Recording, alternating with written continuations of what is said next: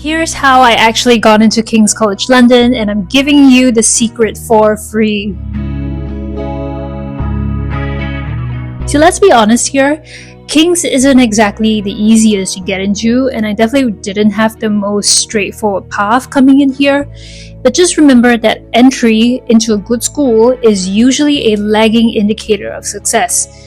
This means that it takes months, if not years, of hard work that happens long before you ever submit an application to your dream school.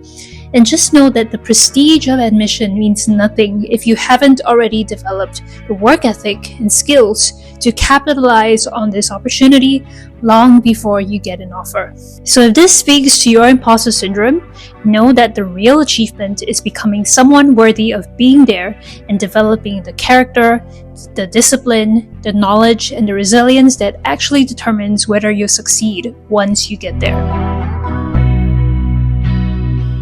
So I had a bit of an unconventional background, and let me start with my undergraduate degree.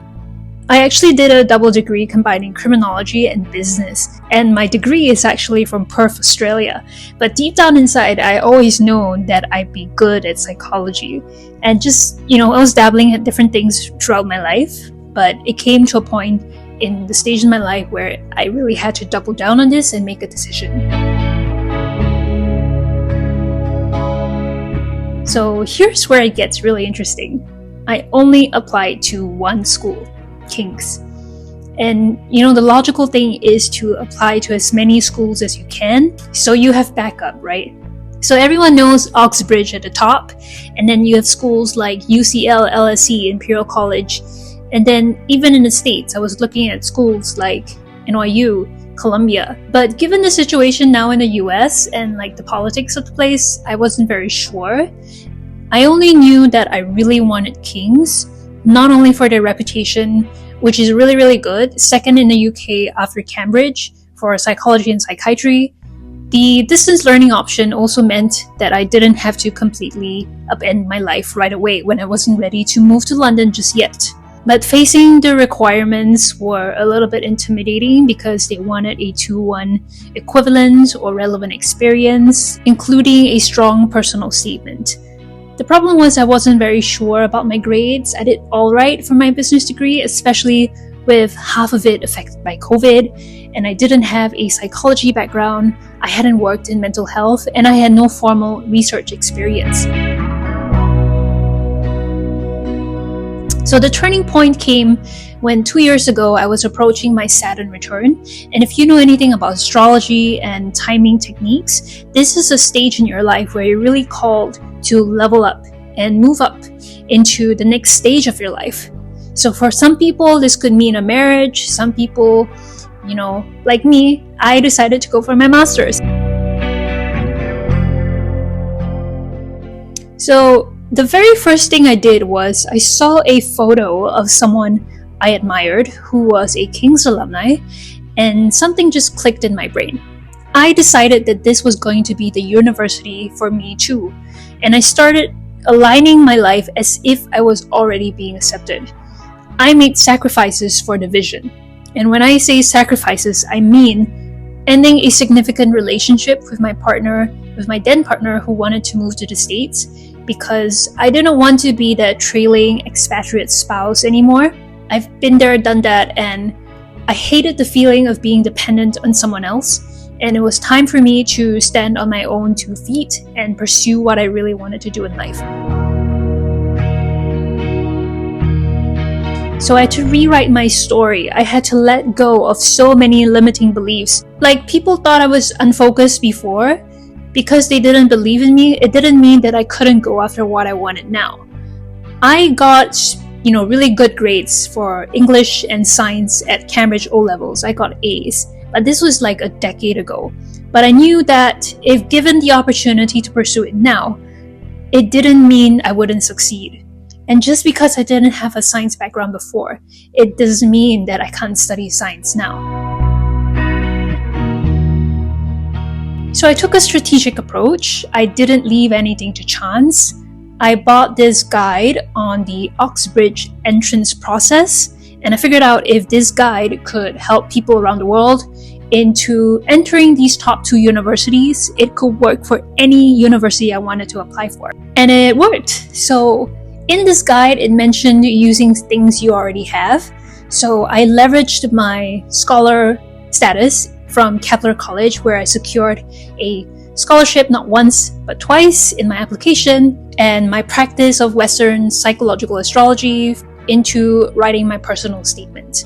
So I had to build my case, and part of it was also submitting concrete proof that I could handle the program at independent master's level. So I showed them a micro view of my organized weekly calendar and a timeline of all the projects that I've been juggling simultaneously, like teaching part-time during university, representing Singapore in 2 international beauty pageants, working full-time, working on my astrology practice, because I wanted them to see I could handle multiple demanding commitments at the same time over so many years.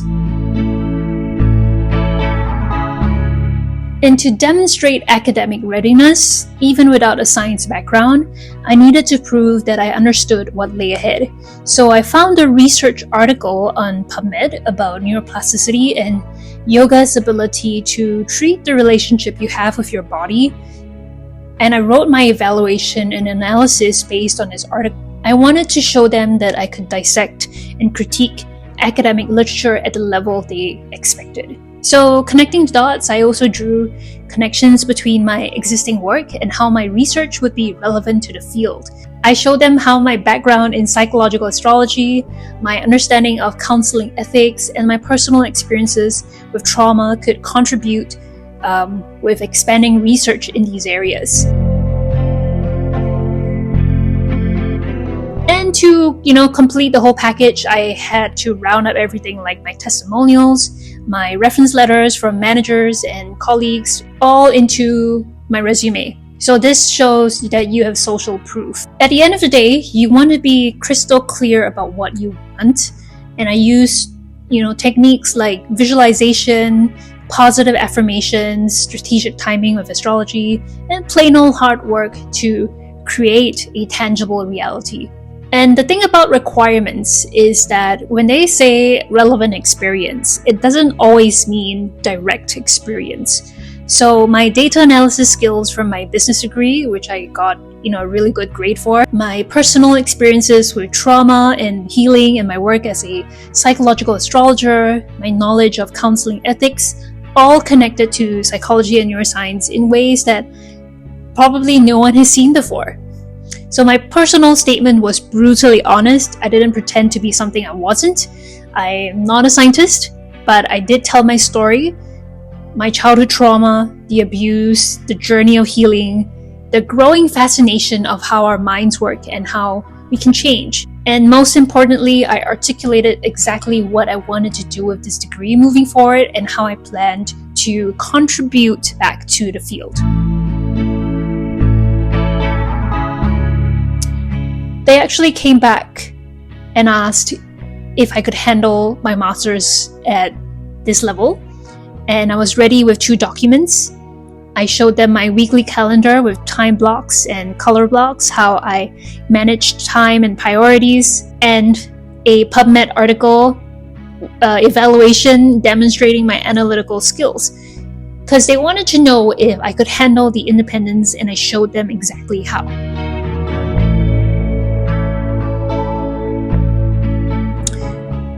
Now, because I wasn't the most obvious candidate, I knew that my difference could actually be my strength. So when the acceptance email came, I was surprised, but not so surprised at the same time. I've got rejection letters from other universities before during my undergrad years, so this felt very surreal. But I also knew that I was very crystal clear on what I wanted. Like I said, I only applied to 1 school. So my takeaway here is that universities aren't necessarily looking for the best candidates, perfect candidates with linear paths. They're looking for people who would genuinely engage with the material and contribute something unique to the field. So if you can demonstrate that commitment through your work experience or volunteer work or even unconventional paths like mine, you have a shot. So don't count yourself out before you even try. Yes, they have high standards, but they're also looking for authentic passion backed by evidence. So show them who you are, what you've overcome, and what you've learned, and most importantly, what you plan to do with your degree. The worst they can say is no, and if they do, you'll know exactly what to work on next time. But they might just say yes, and then you'll be sitting here like me, still wondering how you got so lucky while pursuing the thing that sets your soul on fire.